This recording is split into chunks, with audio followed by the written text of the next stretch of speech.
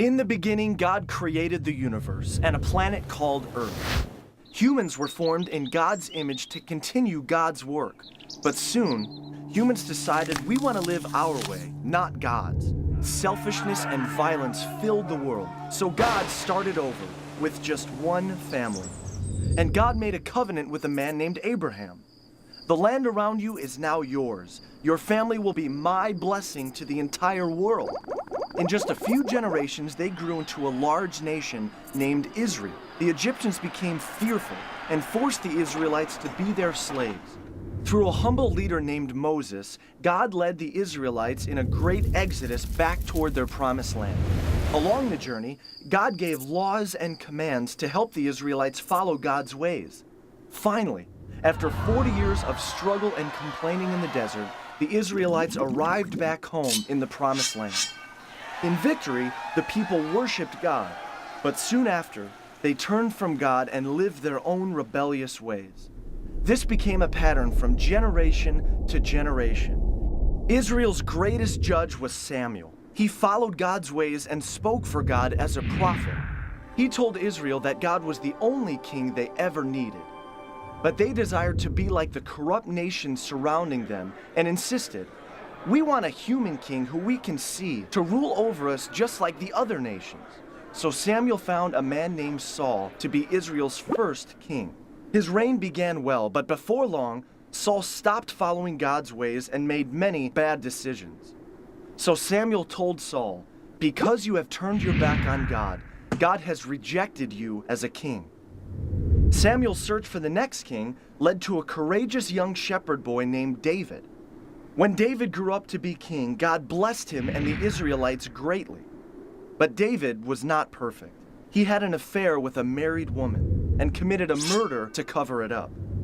But deep inside, David always loved God and would return to living in God's ways. Known as the poet warrior, he wrote music to God called psalms, heartfelt expressions of prayer, struggle, and thankfulness. After many years as king, David gave the throne to his son Solomon. God also told David, "One day, one of your descendants will rule with a kingdom that will never end." Solomon succeeded his father David, becoming the richest king in Israel's history. Full of God's wisdom, Solomon wrote books like Proverbs and built a magnificent temple, a permanent tabernacle reminding people of God's continual presence. But Solomon strayed from God, marrying corrupt wives who led him into worshiping false gods. Civil war broke out, dividing the country into a northern kingdom called Israel and a southern kingdom called Judah. Soon, both of these kingdoms were led by corrupt kings who ignored God's ways. During this time, prophets were sent as messengers, calling the Israelites to return to God. They warned of the destructive consequences ahead. The prophet Elijah, a wild and rugged man, showed up false prophets by calling on God to give an awesome display of fire. The prophet Elisha followed him, bringing a boy back to life by causing him to sneeze. These prophets challenged the Israelites and their kings to return to God's better ways.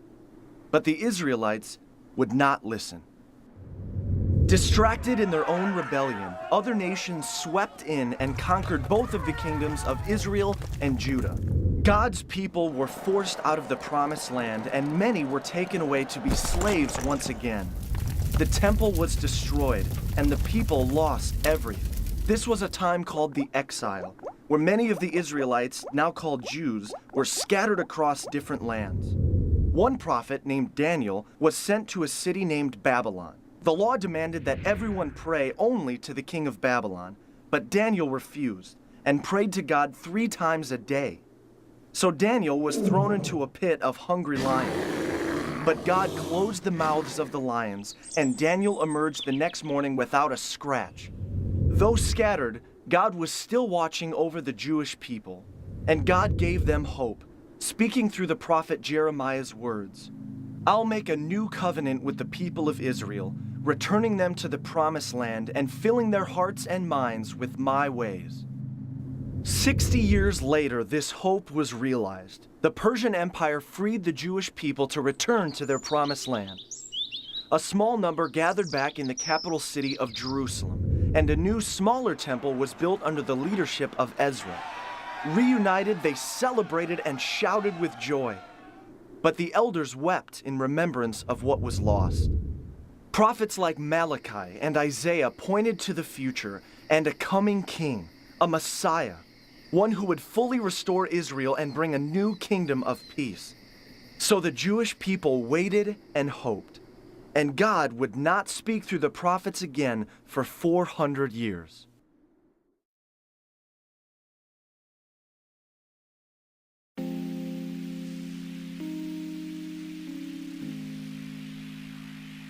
It had been 400 years since God had spoken directly to the Israelites. Then, one day, God sent an angel to a girl named Mary, who was engaged to a man named Joseph. The angel told Mary that she would soon become pregnant and give birth to a son named Jesus. God would give him the throne of his ancestor David, and his kingdom would never end. But Mary was a virgin, and this confused her. So the angel told her it would be by God's power that she became pregnant. When Mary's fiancé Joseph heard about this, he decided he would quietly end the engagement. But an angel visited Joseph as well, telling him not to be afraid, and that Jesus would save people from their sins.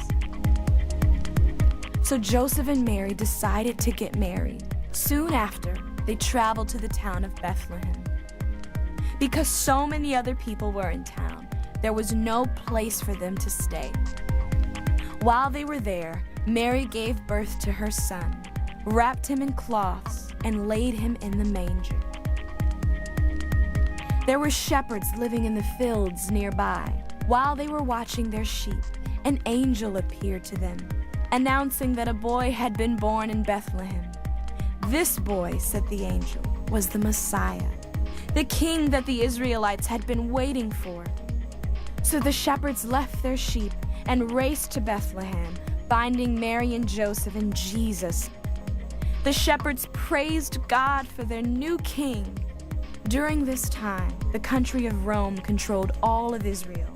After hearing about Jesus' birth, a group of magicians and astrologers came to Herod, a governor working for the Roman Empire. They claimed that they had seen a star in the sky, telling them that the king of the Israelites, now called Jews, had been born.